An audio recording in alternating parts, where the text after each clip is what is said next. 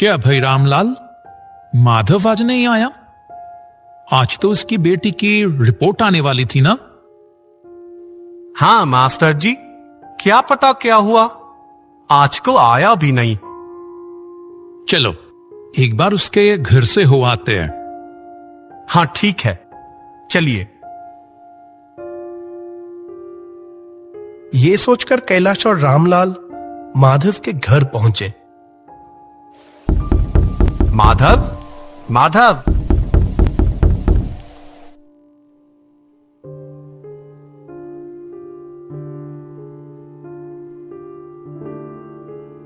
क्या हुआ माधव, तुम दुकान नहीं आए? बेटी की रिपोर्ट क्या आई?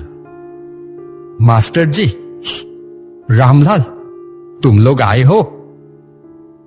माधव जैसे इतनी देर से अपनी बेटी के सामने आंसू बड़ी मुश्किल से रोक रखा था, पर अपने मास्टर जी और रामलाल को देखकर अपने आंसू वो रोक नहीं पाया। ये क्या माधव, तुम ऐसे रो क्यों रहे हो? क्या हुआ है, बताओ हमें।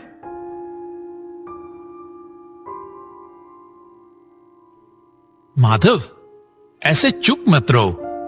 बेटे की रिपोर्ट ठीक नहीं आई है, ये तो समझ आ रहा है, पर हुआ क्या है ये तो बताओ। कुछ दिनों से ही तो बच्ची को बुखार, उल्टी और सरदर्द हो रहा था। डॉक्टर ने इसीलिए कुछ टेस्ट करने को कहे थे। आज रिपोर्ट देखकर वो बोले। हाँ, क्या बोले? चुप क्यों हो गए? उसे ब्रेन ट्यूमर हुआ है, 2 हफ्ते के अंदर ऑपरेशन करना होगा। क्या कह रहे हो? इसके लिए इतना टूट क्यों रहे हो? ऑपरेशन करने से तो तुम्हारी बेटी ठीक हो जाएगी। मास्टर जी, उस ऑपरेशन के लिए 5 लाख रुपए लगेंगे, और आप तो मेरी हालत जानते ही हैं। कैसे ऑपरेशन करवाऊंगा? माधव, फिक्र मत करो, मैं दूंगा पैसे। इच्छापुर में जो मेरी पुश्तैनी जमीन है उससे बेच दूंगा। ये क्या कह रहे हैं? वैसे ही आप नौकरी से कमाए हुए ज्यादातर पैसे गांव वालों की भलाई के लिए खर्च कर देते हैं, और अब फिर से? तो क्या हुआ, तुम लोगों के सिवा मेरा और है ही कौन? अकेला इंसान हूं, जमीन का क्या करूंगा? मर गया तो तुम सब मिलकर जला देना।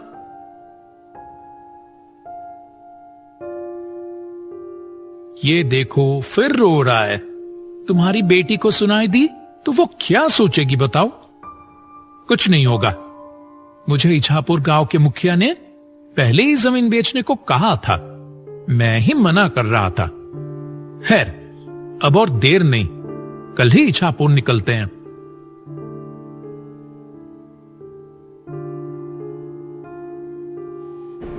उस तय के मुताबिक रविवार सुबह ही तीनों इच्छापुर के लिए निकल पड़े।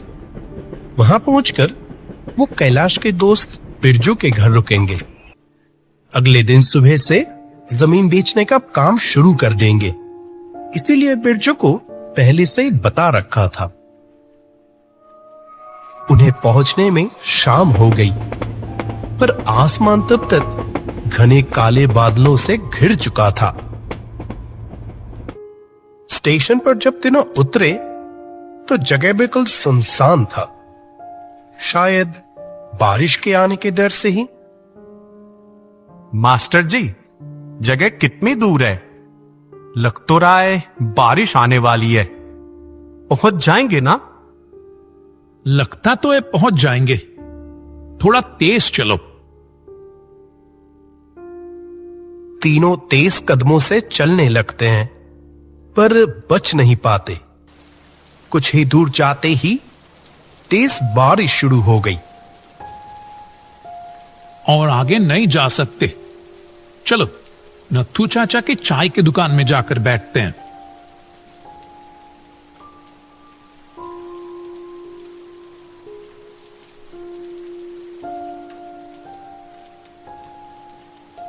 माधव, चिंता मत करो, आ ही गए हैं तो सब इंतजाम करके ही जाएंगे। मास्टर जी, मेरी वजह से आपको इतनी तकलीफ हो रही है। अरे तुम, रामलाल, गांव के सभी लोग मेरा परिवार हो, और परिवार का कोई मुसीबत में हो तो एक दूसरे का साथ देना ही तो नियम है। पिछले साल जब मुझे जॉन्डिस हुआ था, तुम सब कैसे दिन रात एक करके मुझे ठीक किया था। क्या मैं भूल गया हूं? मास्टर जी, ये दुकान लगता है हमारे गांव के भोलू की चाय की दुकान जैसी है। शायद बारिश की वजह से आज कोई आए नहीं है। कह सकते हो। मेरे पिताजी इस दुकान पर बहुत आते थे। वो नत्थू चाचा को अपने भाई जैसा मानते थे। यहां आखिरी बार जब आया था 5 साल पहले, तब भी नत्थू चाचा को देखा था। यहीं बैठकर चाय पी थी। चाचा दुकान के पीछे वाले घर में रहते हैं। एक दिन तो यहां हूं ही, ले आऊंगा तुम लोगों को। नत्थू चाचा भी भोलू की तरह बहुत अच्छी चाय बनाते हैं। कैलाश रामलाल और माधव से ये सब कह ही रहा था कि तभी अचानक अंदर से आवाज आती है, कैलाश, तुम? दुकान के अंदर कोई रोशनी नहीं। बाहर की हल्की रोशनी में एक साया खड़ा दिखाई दिया। नत्थू चाचा, तुम? हमारी आवाज से जरूर तुम्हारी नींद टूट गई ना? बुरा मत मानना, बारिश हो रही थी इसीलिए। तुम्हारी आवाज सुन के ही तो उठा। कितने दिनों बाद तुम्हें देखा, बहुत अच्छा लग रहा है देखकर। अभी जैसे जोरों की बारिश शुरू हुई है, जाना मुश्किल होगा। यहीं बैठो। नत्थू चाचा, तुम्हारी हालत ऐसे क्यों हो गई है? तबीयत खराब है क्या? वो कुछ नहीं। और तबीयत खराब? कैलाश, तुम इतने दिनों बाद? कितने दिनों पहले आए थे, याद है? दरअसल यहां और कोई नहीं है, इसलिए आना भी नहीं होता। और अब जहां रहता हूं, सबके प्यार में इस तरह बंध गया हो कि कहीं जाने का मन ही नहीं करता। इस बार एक जरूरी काम से आया हूं यहां। कैलाश कुछ ना बताने का सोचा, पर रामलाल ने सब नत्थू को बता दिया। कैलाश गांव के सभी लोगों का हमेशा साथ देता है। ये बात भी माधव ने बताई। वाह, कितना बड़ा दिल है तुम्हारा, बिल्कुल अपने बाप की तरह। वो कुछ नहीं, ये लोग मुझसे ज्यादा प्यार करते हैं ना, इसीलिए कह रहे हैं। तुम बताओ, तुम कैसे हो? तुम्हारी दुकान पर पहले की तरह महफिल जमती है ना? नहीं, मेरी दुकान पर अब कोई नहीं आता। मेरी उम्र हो गई है ना, कौन है इस बुड्ढे से चाय पिएगा? मुखिया की बेटे के दोस्त मधु ने चाय की दुकान खोली है। सब अब वहीं जाते हैं, जानते हैं इससे मुखिया खुश रहेगा। मेरे जैसे गरीब चाय वाले की कौन ही खबर लेगा? ये कैसी बात हुई? वो छोड़ो, तुमने जो कहा ना, गांव वालों का तुम्हारे लिए प्यार, ये बंधन बहुत बड़ा है। इसके लिए किसी खून के रिश्ते की जरूरत नहीं होती। ये रिश्ता रूह का है, आत्मा का। नत्थू के इन बातों का मतलब ठीक से कोई समझ नहीं पाया। कुछ दिनों से मेरी दुकान पर लोग आना बिल्कुल ही कम हो गया था। उसके बीच शुरू हो गई बारिश। जो थोड़े बहुत लोग आते थे, उन्होंने भी आना बंद कर दिया। मैंने सोचा बारिश के इन दिनों छतरी लेकर घूमकर चाय बेचूंगा। बस स्टैंड पर, स्टेशन पर, ट्रेनों में लोग तो आते जाते ही हैं। शायद थोड़ी ज्यादा चाय बिक जाए। ऐसे ही एक दिन इच्छापुर स्टेशन पर चाय लेकर गया।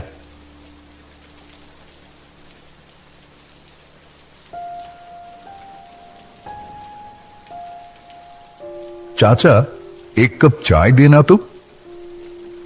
देखा, एक अधेड़ उम्र का आदमी और उसके साथ एक प्यारा सा बच्चा। क्या मासूमियत भरी आंखें थी उसकी। वो बच्चा मेरी तरफ देखकर बोला, दादू आप तो भीग गए, आपको सर्दी लग जाएगी। उन चंद शब्दों ने ही मुझे अपना बना लिया, जैसे कितना अपना हो, कितने दिनों से जानता हो। उसे देखते ही मुझे मेरे बेटे की याद आ गई, ठीक उसी की उम्र में खेलते हुए कुएं में गिरकर। नहीं बेटा, मुझे कुछ नहीं होगा।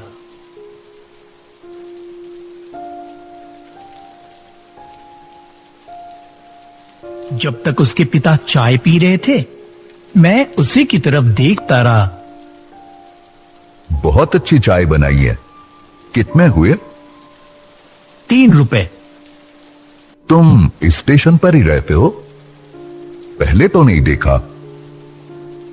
नहीं, पिछले हफ्ते से ही आ रहा हूं। यहां पर तो चाय की दुकान नहीं है। अच्छा ही हुआ। अगले रविवार आओगे ना, तो ट्रेन से उतरकर फिर से चाय पीकर जाऊंगा। हाँ, रहूंगा। आपसे एक बात पूछूं? बुरा ना माने तो। हाँ बोलो। आप क्या इच्छापुर में नए हैं? पहले तो कभी नहीं देखा। हाँ, मैं इच्छापुर हाई स्कूल में नए टीचर होके आया हूं। बेटे को ड्राइंग सिखाने ले गया था, इसीलिए पूछ रहा था कि अगले रविवार जब इसे लेकर लौटूंगा तो चाय पी कर जाऊंगा। ओह अच्छा, हाँ हाँ, जरूर आऊंगा। वो मेरे पैसे चुका कर जा ही रहा था, तभी उसके बच्चे ने कहा, चलता हूँ दादू। जाओ बेटा। कुछ ही पलों में वो बच्चा कितना अपना सा हो गया। पापा, आपने तो कहा था मुझे चॉकलेट ला कर दोगे। नहीं, दांतों में कीड़े लग जाएंगे, वो सब नहीं खाना। बच्चा रोने लगता है। उसके पिता किसी तरह उसे समझाकर वहां से चला गया। उसे रोते हुए देख बहुत बुरा लग रहा था।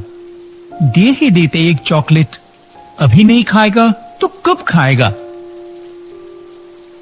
अगले रविवार थोड़ा पहले ही स्टेशन चला गया। उस बच्चे का इंतजार कर रहा था।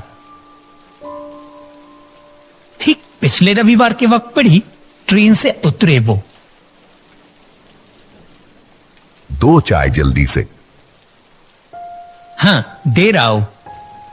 बेटा, ये तुम्हारा है। दादू, आप मेरे लिए चॉकलेट लाए हो? ये कहकर ही बहुत खुश होकर वो मुझसे चॉकलेट ले ली। अरे अरे, इसका दाम? दाम नहीं लूंगा जी, ये तो मैंने उसे ऐसे ही दिया। इससे उसके पिता ज्यादा खुश नहीं हुए, ये तो मैं समझ गया था। फिर भी बेटे की तरफ देखकर कुछ बोले नहीं। इस तरह से काफी हफ्ते बीत गए। अरे वो मास्टर, उस आदमी से इतनी चाय क्यों पीते हैं? आदमी अच्छा नहीं है, जानते हैं ना? आपके बेटे को तो अक्सर चॉकलेट देता है, पैसे भी तो नहीं लेता। सावधान रहिएगा, आजकल कुछ भी नहीं कहा जा सकता। बच्चों को वश में करने में देर नहीं लगती। उस बुढ़े ने तो अपने बीवी बेटे सबको खा लिया है। क्या कह रहे हैं? तू और क्या, ये सब वश में करने का धंधा है उसका। पापा, ये लोग क्या कह रहे हैं दादू के बारे में? चुप कर तू। तेरे दादू को मैं समझ गया। घर चल अब और वो चॉकलेट फेंक दे। पापा, अगले दिन वो आदमी और बच्चा ट्रेन से उतरते ही मैं चाय और चॉकलेट लेकर गया। ये रही आपकी चाय। ए, तुम्हें और चाय वाय देने की कोई जरूरत नहीं। और मेरे बेटे को चॉकलेट मत देना। जबरदस्ती मेरे बेटे को चॉकलेट देते देखकर ही मुझे शक हो रहा था। इसीलिए मैंने तुम्हारे बारे में पता किया है। बेटे और बीवी सबको खाया है तू, अब मेरे बेटे को वश में करना चाहता है। अब तुम्हें यहां दोबारा ना देखूं, वरना पुलिस के हवाले कर दूंगा। ये क्या कह रहे हैं? मैं आपके बेटे को वश में कर लाऊं? पापा, आप दादू को क्यों डांट रहे हो? दादू को तकलीफ हो रही है, देखो रो रहे हैं। ए, तू चुप कर। उस 1 रुपए की चॉकलेट के लिए ललचा रहा है। चल यहां से।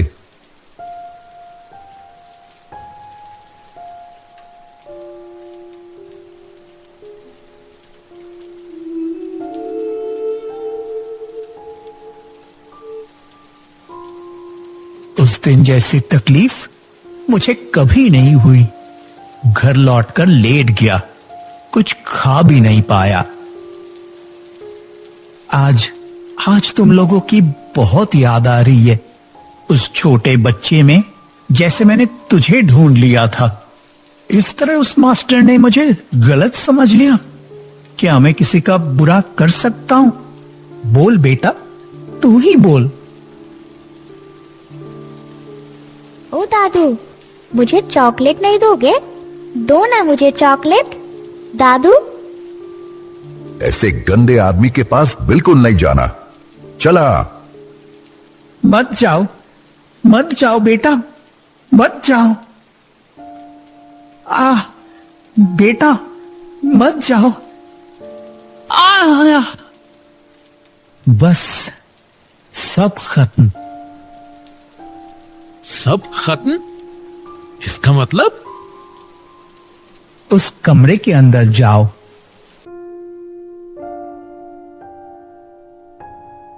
वो लोग अंदर जाकर देखते हैं, जमीन पर पड़ा है एक कंकाल और उसके पास एक धुंधली तस्वीर जिसमें एक औरत और एक बच्चे का चेहरा है, और थोड़ी दूर पड़ा है एक खत। उन्हें समझ आ गया, उसी रात नत्थू सबकी नजरों से दूर इस दुनिया को छोड़कर चला गया। यहां तक कि उसके अंतिम संस्कार तक भी नहीं हुआ। किसी के अंदर भी कोई डर नहीं थी, बल्कि बहुत ज्यादा कष्ट हो रहा था। एक अकेले इंसान की कोई खबर तक नहीं लेता। छी, ये है हमारा समाज। सब पैसे के पीछे भाग रहे हैं, किसकी चापलूसी करनी है उसके पीछे। सच्चे इंसान की, उसके प्यार की कोई कीमत नहीं है। कैलाश, तुम मेरा एक काम कर दोगे? कैलाश के गले में तब लफ्ज अटक रहे थे, बहुत तकलीफ हो रही थी। उनका नत्थू चाचा अब नहीं रहा। किसी तरह उसने बोला, बोलो नत्थू चाचा। ये चॉकलेट तुम उस बच्चे को दे दोगे और ये खत उस मास्टर को देना। सोचा था एक दिन शायद उन्हें दे पाऊंगा, समझा पाऊंगा, लेकिन हो नहीं पाया। जिसने तुम्हें इतना अपमान किया, उसके बाद भी? उस बच्चे का तो कोई कसूर नहीं, उसने जो मुझे इतने प्यार से बांध लिया था। ये चॉकलेट देकर कहना स्टेशन वाले दादू ने दिए हैं। और एक बात, ये दुकान और मेरे घर की जमीन बेचकर उन पैसों से माधव की बेटी का इलाज करवाना। अपने बीवी बच्चे के लिए तो कुछ कर नहीं पाया, अगर उसकी बेटी ठीक हो जाए तो मुझे खुशी होगी। रामलाल हाथ जोड़कर रोते हुए जमीन पर बैठ जाता है। नत्थू धीरे धीरे हवा में ओझल हो जाता है। उसका दिल कितना बड़ा था। हाय रे बेवकूफ लोगों, किसी ने नहीं समझा। अगले दिन सुबह नत्थू के अंतिम संस्कार करके पता पूछकर वो लोग उस मास्टर के घर पहुंचे। आपका बेटा बहुत अच्छा है, मैं उससे बहुत प्यार करने लगा था। मेरी बात शायद अब यकीन ना करे, उसके प्रति मेरा कोई बुरा इरादा नहीं था। उसके अंदर जैसे मैंने अपने खुद के बेटे को देख लिया था। मेरा भी परिवार था, उसके जैसा एक प्यारा सा बेटा भी था। लेकिन किस्मत के खेल ने वो सब मुझे छोड़कर इस दुनिया से चले गए। तब से मैं बहुत अकेला हूं। आपके बेटे को देखकर मैं वो दुख कुछ हद तक भूल पाया था, लेकिन आपने मुझे गलत समझ लिया। आपसे गुजारिश करता हूं, बस एक बार मुझे उससे मिलने दीजिए, तो मैं मरकर भी खुश रहूंगा। कितना बड़ा अनर्थ कर दिया मैंने। खुद को कभी माफ नहीं कर पाऊंगा। लोगों की बातों में आकर एक भले इंसान को इतनी तकलीफ दी। आप एक शिक्षक हैं, समाज बनाने वाले। अगर इंसान ही नहीं पहचान पाएंगे तो कैसे चलेगा? अभी भी वक्त है, खुद को सुधारिए। कैलाश ने बच्चे के हाथ में चॉकलेट दे दी। स्टेशन वाले दादू ने मुझे चॉकलेट दी है, लेकिन दादू आए नहीं। वो अब नहीं आएंगे। नहीं आएंगे? घूमने गए हैं? हाँ, ऐसी जगह घूमने गए हैं जहां से कोई लौट कर नहीं आता। तुम्हें ये देना उनकी आखिरी ख्वाहिश थी, पर जहां गए हैं वो वहीं रहें। वहां उनके दो सबसे करीबी लोगों से मुलाकात होगी, बहुत दिनों बाद। बच्चा शायद उन भारी शब्दों का मतलब नहीं समझ पाया। खुशी खुशी चॉकलेट लेकर घर के अंदर चला गया। इसके बाद नत्थो की जमीन बेचकर माधव की बेटी का इलाज शुरू हुआ। सभी मानते हैं कि बेटी ठीक हो जाएगी, क्योंकि इसमें एक बहुत भले इंसान की दुआएं, उसका प्यार जुड़ा हुआ है ना।